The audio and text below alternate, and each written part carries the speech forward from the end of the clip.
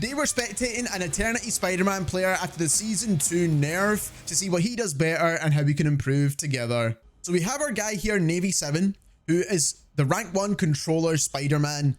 And that is what I like to see gameplay of, especially after the most recent nerf, where his radius got reduced from 5 meters to 4 meters. And that's a big deal, especially when you're trying to hit the combos of Spider-Man. Now, I'm not going to pretend I know how to play this hero at all. This guy is absolutely insane. And one thing I want to mention is that the way this guy flicks around, that pull was absolutely ridiculous, by the way, for that Groot. That is insane. But the way we'll notice that if this combo actually got nerfed, and we already know it got nerfed, but we want to see what kind of impact that has on the gameplay of Spider-Man.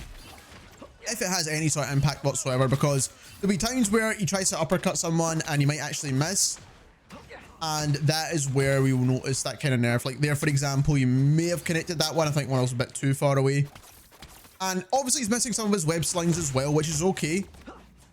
He's not going to be as accurate as a keyboard and mouse player, but what he is good at is trying to get out of the situation, right? He managed to get a bit unfortunate there. He didn't get any heals and he got slammed by a long range shot. This guy's flicks are absolutely insane, like I said before. The play on the Groot was ridiculously good, by the way. He's 1v1 in the Black Panther now. The Black Panther missed his, or actually hit his spear. But he had the Venom combo, managed to finish off the Black Panther there. He's right in behind the enemy team. His movement is great, to be honest. Like, he's clearly put a lot of time in on Spider-Man. Focusing the Groot. Great at destroying the Groot. Ultimate there. He got the damage buff too. And he got the health boost by the rocket and his ultimate. So he had a ton of overshields there with that damage boost. Not quite sure what he's waiting for here. Maybe sending a message or something.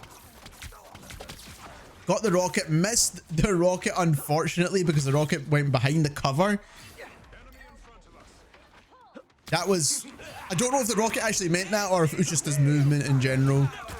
Then he got blocked. He didn't get to get over here. Now, you can obviously change the get over here targeting to bind it to another button, so you don't always pull towards the enemy. You can pull the enemy towards you. So obviously make sure you have those set to different buttons. And that way you could choose which option you want instead of doing a random one, which is not going to help you at all.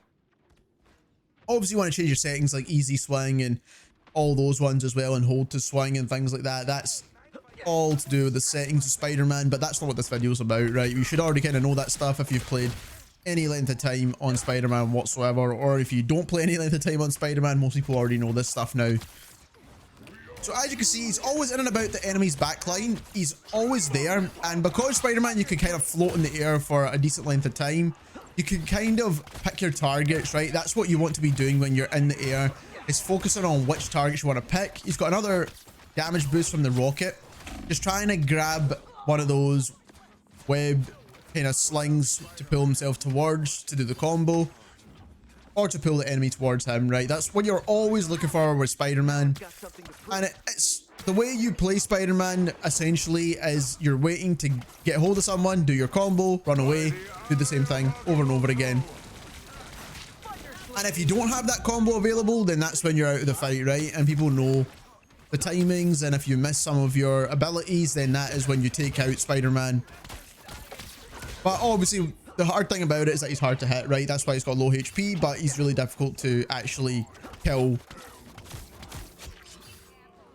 And Spider-Man right now is actually a really good spot in the meta, I think. I think he's a pretty solid hero. I don't think he's bad whatsoever. We went already over our tier list in the previous video, so we'll leave that link at the end of this one. Another ultimate here, really good ultimate and good combo. That ultimate was great. Pushed the enemy team back right there.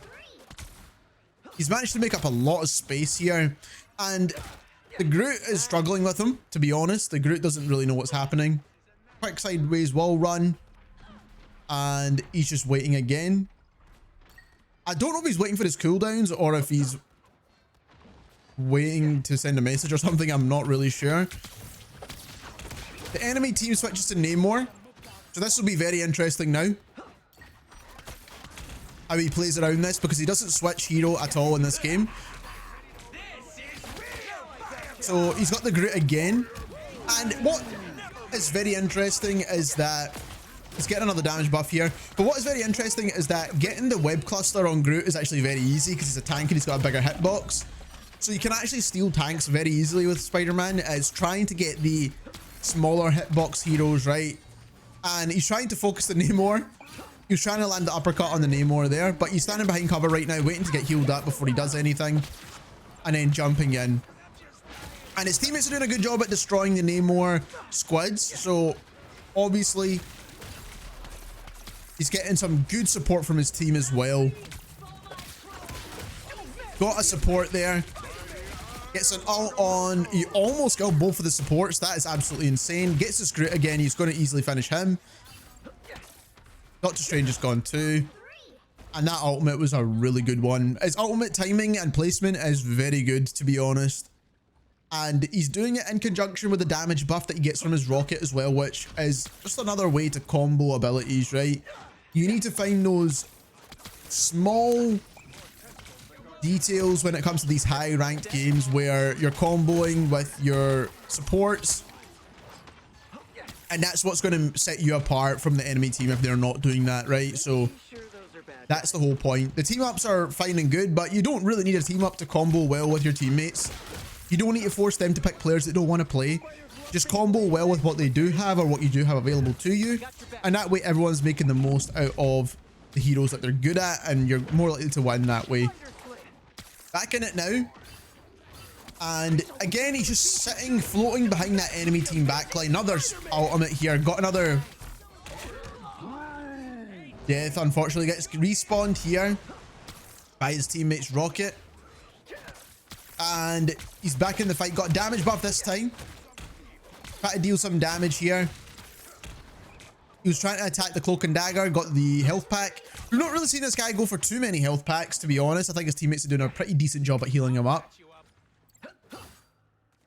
He does have a rocket and an invisible woman, so it's not necessarily the easiest heroes at healing up Spider-Man. You realistically want like a cloak and dagger or someone that has a bit of auto aim.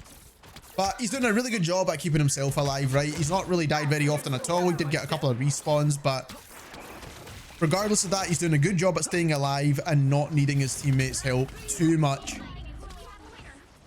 Uppercutting the Namor goes into his bubble.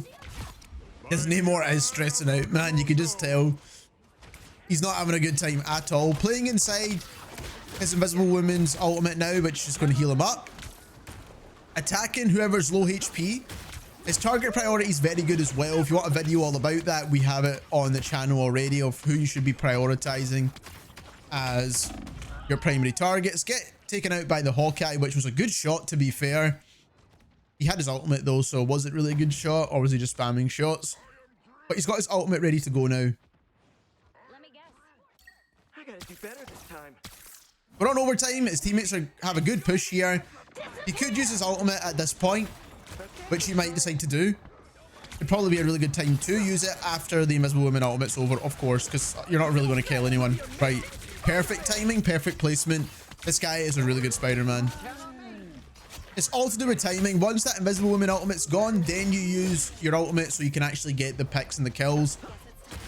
Now that we're halfway through this video, if you are enjoying it, don't forget to subscribe to the channel, as we will be spectating high level players, low level players, and any world records that come in between that as well. Spider-Man's nerf seemed to be a pretty big one, but this guy's definitely making up for it.